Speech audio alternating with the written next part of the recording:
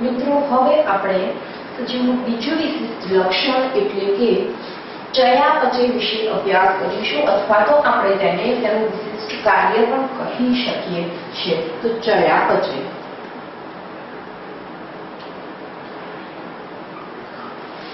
તો મિત્રો હવે આપણે સૌપ્રથમ જોઈશું આગળ પ્રશ્નનો અભ્યાસ કરીએ તે જ પ્રમાણે કે ચયાપચય એ શું છે, કેવી રીતે કરવામાં આવે છે અને શા માટે કરવામાં આવે છે.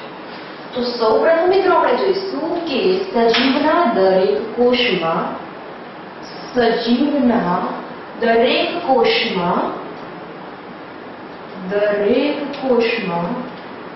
વિશિષ્ટ પ્રકારની જૈવ રાસાયણિક ક્રિયાઓ થતી હોય છે.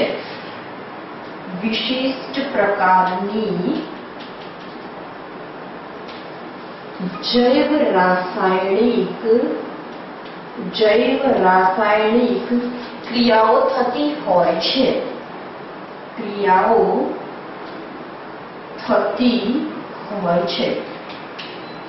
હવે મિત્રો આ જે જૈવ રાસાયણિક ક્રિયાઓ થતી હોય છે તેને આપણે સંયુક્ત રીતે ચયાપચય કહી શકીએ છીએ.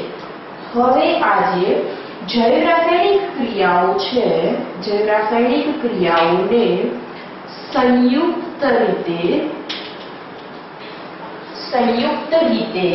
ચયાપચય કહે છે. હવે મિત્રો સેકન્ડ આપણે બીજું એ પણ કહી શકીએ કે ચયાપચય એ એક જટિલ જૈવ રાસાયણિક ક્રિયા છે. ચયાપચય એ એક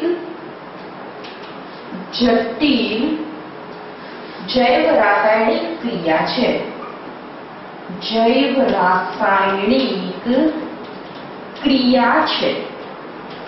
હવે મિત્રો અત્યાર સુધી તમને એ ખ્યાલ આવ્યો કે ચયાપચય એ શું છે. તો સજીવના દરેક કોષમાં વિશિષ્ટ પ્રકારની જૈવ રાસાયણિક પ્રક્રિયાઓ ચાલતી હોય છે અને આ ક્રિયાને સંયુક્ત રીતે ચયાપચય કહેવામાં આવે છે.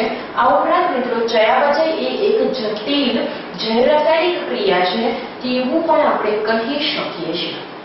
હવે મિત્રો આપણે આગળ જોઈશું કે ચયાપચયની પ્રક્રિયામાં કઈ મુખ્ય બે પ્રક્રિયાઓનો સમાવેશ થાય છે. તો મિત્રો ચયાપચયની ઘટનામાં મુખ્ય બે પ્રક્રિયાઓ થાય છે. એક છે ચય પ્રક્રિયા અને બીજી છે અપચય પ્રક્રિયા. હવે મિત્રો આપણે બે પ્રક્રિયા વિશે અભ્યાસ કરીશું. સૌપ્રથમ તો ચયાપચય એ શું તમને ખ્યાલ આવી ગયો, તેમાં ચયાપચયની પ્રક્રિયાઓ દ્વારા થાય છે તે જોઈશું. તો મુખ્ય બે પ્રક્રિયાઓ દ્વારા થાય છે ચય ક્રિયાઓ અને અપચય ક્રિયાઓ. હવે મિત્રો આપણે જોઈશું કે જો ચય ક્રિયાનું પ્રમાણ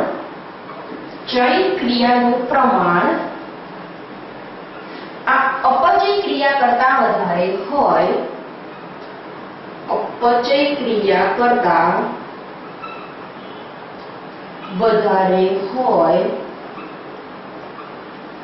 ત્યારે શું થાય છે? તો ત્યારે સજીવ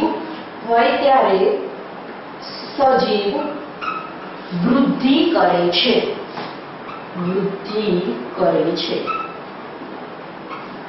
હવે મિત્રો આપણે જોઈશું અપચય ક્રિયા એટલે શું. તો જો અપચય ક્રિયાનું પ્રમાણ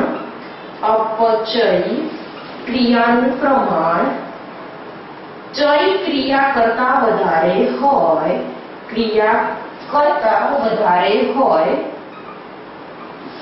તો આપણે એવું કહી શકીએ કે સજીવ અથવા તો સજીવ શરીર ઘસારો અનુભવે છે. મતલબ કે જો અપચય ક્રિયાનું પ્રમાણ ચય ક્રિયા કરતા વધારે હોય તો સજીવ ઘસારો અનુભવે છે. હવે મિત્રો તમને ખ્યાલ આવી ગયો હશે કે ચયાપચય ક્રિયાઓ શું છે. તો ચયાપચય ક્રિયાઓ એ દરેક કોષમાં થતી વિશિષ્ટ જૈવ રાસાયણિક ક્રિયાઓ છે. આ ઉપરાંત ચયાપચયની પ્રક્રિયાઓ મેઇન કઈ બે પ્રક્રિયાઓ દ્વારા કરવામાં આવે છે?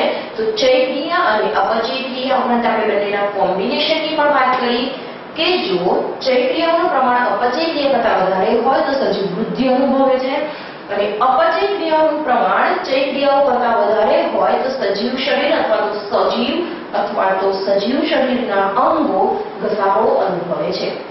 તો મિત્રો આ થઈ વાત ચયાપચય વિશેની અને તેની કઈ પ્રક્રિયાથી થાય છે તેના વિશેની. તો હવે મિત્રો આપણે તેનો અભ્યાસ કરીશું કે ચયાપચય પ્રક્રિયાઓ શા માટે કરવામાં આવે છે.